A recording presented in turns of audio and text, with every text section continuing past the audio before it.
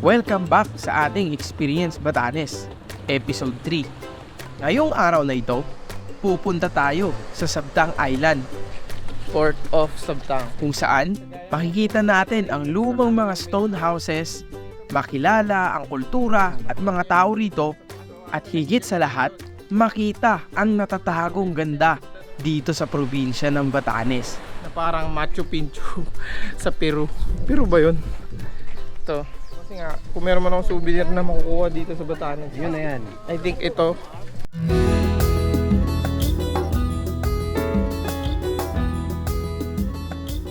Ayan, good morning sa ating lahat. Day 2 ng ating Batanes tour ngayon at sa Sabtang Island tayo. Siyempre, kasama pa rin ang ating tour guide na si... Papunta tayo ng Sabtang Island ngayon. Oh, Kaya sasakay na po tayo sa van. Van. Then we move to Radiwan Port. Radiwan Port. Ayan. So, dun yun sa... Saan yun? Sa Ivana ba yun? Radiwan Port. Iba na Radiwan Port. Okay. Sa Ivana yun, which is sa South Batan. Pero bukas pa kami magsa South Batan. Mga bago mag-alas 6 na ng umaga nung umalis kami sa aming tinutuluyan. At magmula sa barangay kay Chanarianan, tumungo kami papuntang Ivana kung saan matatagpuan ang Radiwan Port, kung saan naman kami sasakay ng bangka papuntang Sabtang Island. At habang binabaybay namin ng daan, napansin ko na sa di kalayuan ay makikita mo na ang Sabtang Island. Ayan, once again, good morning sa ating lahat. 20 minutes na biyahe magmula sa Basco, Batanes. Nakarating kami dito sa Ivana, dito sa Radiwan Port. At magmula dito, magbabangka tayo 20 to 30 minutes depende sa alon dun papunta sa isla ng Sabtang. Ayan, so we're all suited up. Nag-life vest na kami. Hinintay na namin yung schedule ng alis na aming bangka papuntang Sabtang.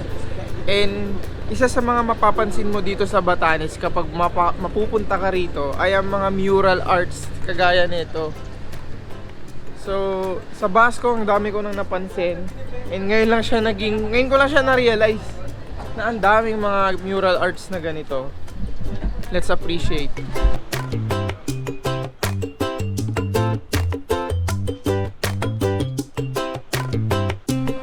At maya-maya pa'y oras na ng pag-alis ng aming sasakyang bangka. So, akala ko kanina ito yung sasakyan namin bangka. Hindi pala. Yan pala. Dito si Kuya dito. Siya yung kasama namin at si Kuya yung Kuya Mick yung aming tour guide papuntang Sabtang Island. Tara, sakay tayo. We are now leaving Radiwan Port. Tanging ang pagsakay sa bangka lamang ang paraan para makapunta sa isla ng Sabtang. Dito nila na isasakay hindi lang ang mga tao, ngunit pati na rin ang mga mahalagang pangangailangan sa isla, gaya ng pagkain at pati na rin sasakyan tulad ng motor na nakikita nyo ngayon. Nakatayo ako dito ngayon dahil nga pag nakaupo ka, sana ka mahihilo. Dito sa nakatayo. Kaya nakatayo kami ni Kuya. Few minutes from now, makakarating na tayo sa isla ng Sabtang. Pagkatapos ng mahigit kumulang 25 minutes mula sa Radiwan Port, heto na at padaong na kami sa Port of Sabtang. Thank you po. Ayan, nandito na tayo ngayon sa isla ng Sabtang. Time check, 7:06 AM. Dito na tayo sa Port of Sabtang. At dahil nandito na kami, hindi na kami nagsayang pa ng oras at dali-dali na kaming tumungo sa aming unang pupuntahan. Ayan, first stop namin dito sa Morong Beach. Ay, wow! So, dito sa Batanes, konti lang yung mga shorelines. Isa to sa mga shorelines dito sa Sabtang. At dito yung first stop namin kasi wala pang mga turista dito. Sa lahat ng tabing dagat dito sa Batanes, natatangi ang Nakabuang Beach o mas kilala bilang Morong Beach dahil sa maaliwalas nitong mga alon. At higit sa lahat, dito rin matatagpuan ang iconic na natural arch formation na kung tawagin ay Ahaw Arch. Isa pa sa napansin ko, dito sa Sabtang Island ay napakaganda kasi walang bakas ng mga basura na napupunta dito. So tapos na tayo sa ating first stop dito sa Sabtang Island Day Tour. Next stop tayo.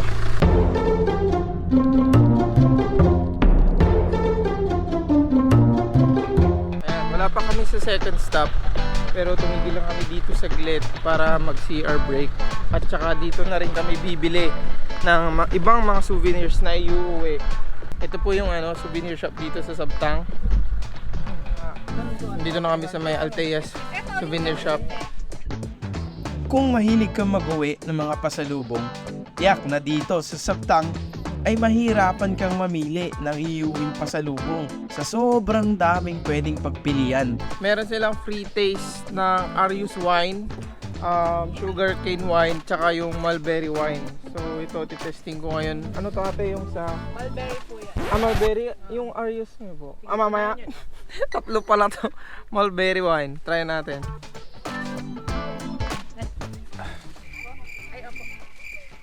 Solid. Try ko po yung Arius wine naman tayo. Arius. Yeah, boy. Check natin.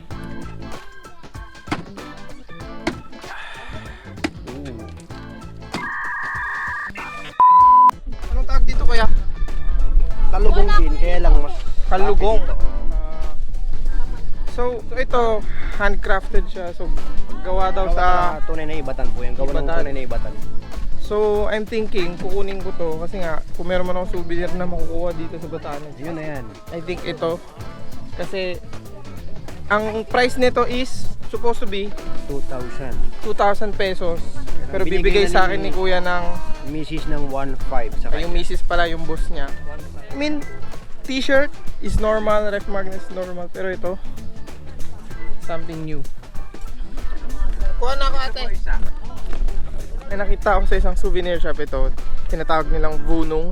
Nakabalot siya sa dahon ng sa Ilocano, pakak to eh.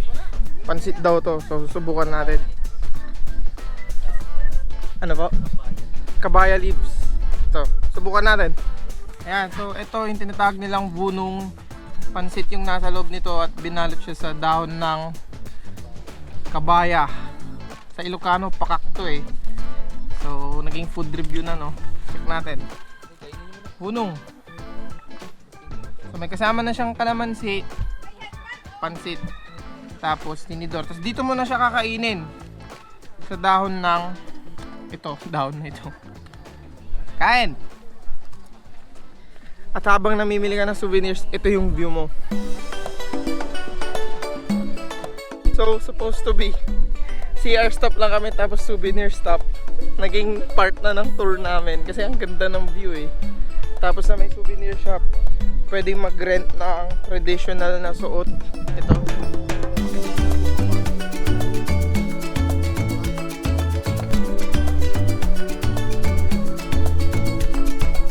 So kanina ko pa sinasabi, akala ko CR stop lang to at souvenir shop break. Pero it turns out, ito pala yung aming second stop. Andito tayo ngayon sa Chimantad Tinian View Deck dito sa Sabtang. Ayan, ito. For your information, if you go here sa Sabtang Island, bawal akyatin yung mga rocks na ganyan kasi this is a protected territory. Tama kuya? Apo. Ayan. So may penalty ako kung akyat ako at the same time pwedeng matanggalan ng trabaho yung tour guide namin, si Kuya Mick. So respeto natin yung dito, rules lagi.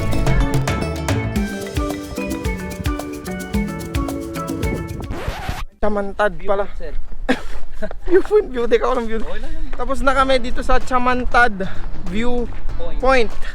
Dito sa Tinian. Tinian ba to? Apo. Tinian sa Sabtang. Ngayong pabalik na kami pataas. Ngayon namin na-realize na may kasamang trek pala yung binaba namin. Kada baba mo, like ito, pagkababa namin dito, ang ganda na. Pero nung mas bumaba pa kami doon, mas maganda pa. Tapos nung bumaba na naman kami sa cove, sa mismong viewpoint, mas maganda na naman. At eto nga, hinihingal na tayo. Ayan, so tapos na kami sa aming second stop. At medyo natagal lang kami doon kasi bumili kami ng souvenirs. Ngayon, pupunta na tayo sa ating third stop. Let's go! Ayan, so nandito na tayo sa third stop natin. Dito sa Chavayan Village. At the same time, dito sa Sabtangs Weavers Association. So dito ipapakita sa atin kung paano ginagawa ang vakul at kanai. Ayan, which is, ito yung mga yon. Ayan. Dito namin naabutan si Nanay Isleta, isa sa mga kilalang weaver dito sa Batanes. Nakasalukuyang gumagawa ng vakul. Buong buhay nyo po, gano'n na po katagal na ginagawa nyo po yan? 1980s. 1980s pa. Opo. So, 43 years nang nagwi-weave si nanay dito ng vakul at kanai. Ang vakul ay isa sa tradisyonal na kasuotan ng mga kababaihang Ivatan noong unang panahon at hanggang ngayon. Nagsisilbi itong panangga sa init ng araw, sa ulan at sa malakas na hangin. Ginagawa ito gamit ang vuyavuy o mas kilala sa tawag na mountain date palm na endemic o dito lamang sa Batanes matatagpuan. Dito ay kanila itong sinusuklay hanggang sa maging pino at pagkatapos ay binibilad naman sa araw hanggang sa maging tuyo ito. Tsaka nila ito hihimayin ng mabuti para gamitin sa paghulma ng isang vakul. Ayon kay Nanay Isleta, umaabot ng 1 linggo ang proseso ng paggawa para makatapos lang ng isang vakul. Ayan, so kanina nakita natin kung paano ginagawa ng Sabtang Weaver Association yung vakul at kanai. Ngayon naman, papakita ko sa inyo yung one of the preserved village, stone house villages dito sa Sabtang Island, ang Chavayan stone houses. Ito, pakita ko sa inyo. So dito sa Chavayan, ito yung mga stone houses, di ba? So dati kasi, ito lang yung way nila para mag-build ng kanilang mga tahanan, yung mga Ivatan dito sa Batanes. So mapapansin nyo, may multiple structures dito, ito, at saka ito, at saka yan. Kasi nga, dito sa Batanes, wala namang kuryente noon. So ang way nila talaga to preserve their food, yung mga nahuli na ng mga isda, ay i-smoke ito. So meron silang sariling storehouses, kagaya nito, na separated sa kanilang main house. Which is ito na mismo yung kanilang sala. At sa loob sila ay natutulog. So, itong mga batong to, lahat ng yan, may history. Napansin ko rin na mababa ang mga pinto dito sa mga stone houses. So, around eksaktong 5 feet. So, hindi ka matangkad. Pasok na pasok ka. I mean, no offense, pero yun yung height ng mga pinto dito. Saka mapapansin nyo, hindi lahat ng mga stone houses dito ay yung original na kalagayan niya noon. Kasi ngayon may mga na-improve na version na, like ito. Katabi niya is stone house. Pero kung makikita mo sa loob pa rin ng structure is yung original pa rin ng mga bato. Kagaya nito. Yung height ko, kung mababa yung mga pinto, dito ka nakatira. Every day, every morning, dito sa side na to, makikita mo ang dagat. At sa right side mo naman, makikita mo ang napakagandang mountain range na to, na parang Machu Picchu sa Peru. Peru ba yun? Ito. At habang ako'y naglalakad, tinawag ako ng aming tour guide at ipinakilala niya ako sa isang residente dito sa Chavayan Village. Ayan, so nakita ko si tatay dito sa Sabtang, dito sa may Chavayan Village. Ito siya. Good morning. Morning po. Siya si Tatay Mariano o mas kilala rito bilang Tatay Ano. Sa edad na 15 years old, natuto na siyang gumawa ng talugong at kahit hanggang ngayon na 82 years old na sila, patuloy pa rin ang paggawa nila nito. Anong tawag ulit dyan, tatay? Talugong. Alugong. Yung gumagawa niyan dun sa tinuruan ko yan na sambuan. Si nanay kanina, nakita nyo siya kanina doon, tinuruan ni tatay. So, siya ang good morning po, pinaka-master pagdating sa paggawa ng kalugong. Si Tatay ay isang tinaguriang living treasure, hindi lang sa Sabtang pero sa buong Batanes, dahil siya na lang ang nag-iisa at natitirang marunong gumawa ng talugong.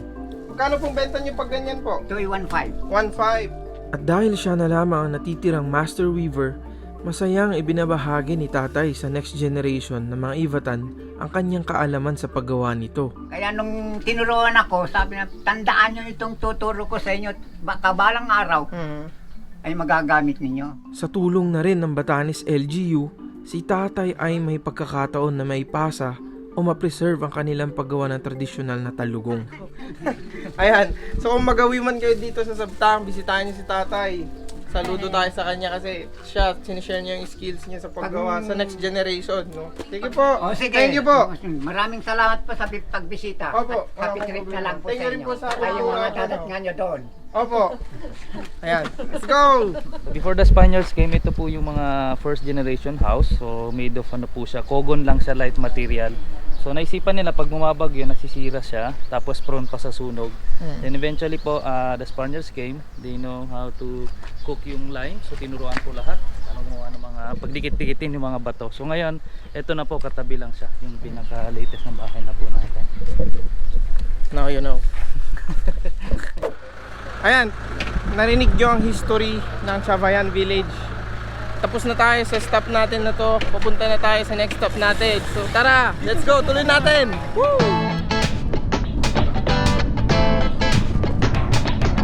Dito na kami sa aming pang fourth stop dito sa sikat na St. Thomas Chapel. Ayan. Dito rin sinut yung music video ni Yeng, tapos si Yen Sunshon Yen. Hello there. Sa song niyang Ikaw, dito yun.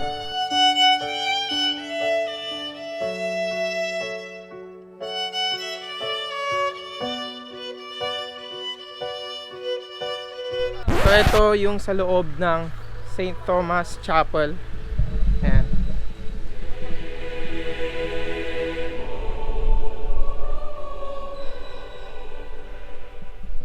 Update ko na din kayo, no? Kinuha ko pala yung kalugong na gawa sa nito. I think this is the best souvenir na I can get or buy dito sa Batanes. Okay, so tapos na kami dito sa fourth stop. So mag-greet lang kami kasi hinahabol namin yung boat pabalik sa main island sa Batan kasi nga hindi na pwedeng bumiyay mamaya alas 12. Kaya tara, kain muna tayo ng lunch. Ang bilis lang. Ayan, nandito na kami kung saan kami kakain ng lunch ngayon. And may nahabol kaming oras, 11:30 kasi yung alis ng boat namin pabalik ng Batan. Papakita ko sa inyo kung ano yung mga pagkain namin. Ayan, so dito kami kakain. Ito yung view namin habang nagla-lunch. First dish. Wow, dish. Soup. Seaweed soup. Blue bog, lemonade.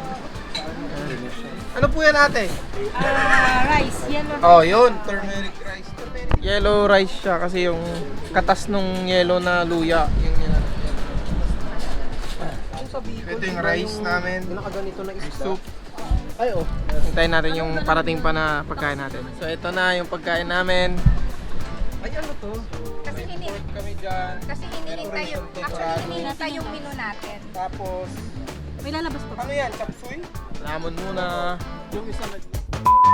Ayun, solve na kami kumain ng lunch. Alis na rin kami. Babalik kami ng Batan Island. Tapos pupunta kami sa Fountain of Youth. Doon kami maliligo.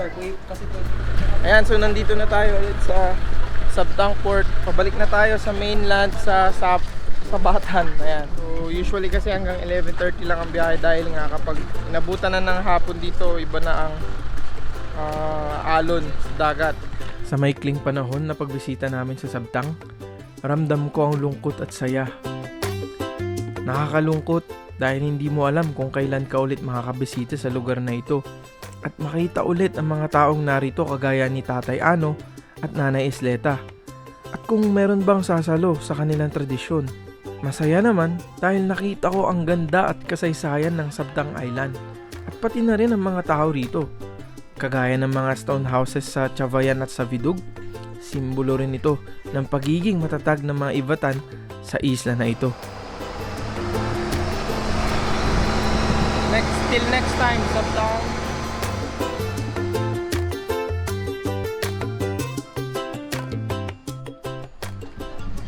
Ayan, so nandito na kami sa Batan Island ulit.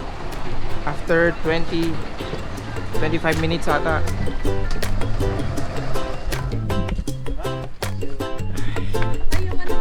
Yung ay, life vest ko pala. Ang epic, bumaba ako ng ng bangka. Naka-life vest pa ako. Now back here sa Ivana. Diretso na kami sa may Spring of Youth dito sa South Batan. Maliligo lang kami, mag-chill, and then magpapahinga na rin mamaya. Kung umabot ka sa part ng video na ito, gusto ko lang sabihin na maraming salamat. At dahil mahaba ng episode na ito, abangan nyo na lang ang separate na vlog ko about sa Raku ID Spring o mas kilala na Spring of Youth dito sa Batanes. Abangan nyo na lang. Salamat! Grabe, nakakapagod yung aming day 2 tour sa Sabtang Island. Pero kahit napagod ka, alam mo yon, nag-enjoy ka sa ginagawa mo kasi na-enjoy mo yung pinapasyalan nyo, yung mga nakikita mo, yung mga na-experience mo. Kaya naman, tatapusin ko na ang day 2, ang vlog na to. And thank you kung naabot mo itong part ng video na to. Maraming salamat sa panonood. Naway patuloy nyo akong suportahan. Click nyo yung like, subscribe kayo, it's for free. Malaking tulong yun sa akin. At I'll do my best na gumawa ng mga content na marami kayong matututunan, may enjoy at higit sa lahat magiging matutuwa kayo, magiging masaya kayo. Kaya naman, huwag kalimutang ngumiti. Peace out and God bless.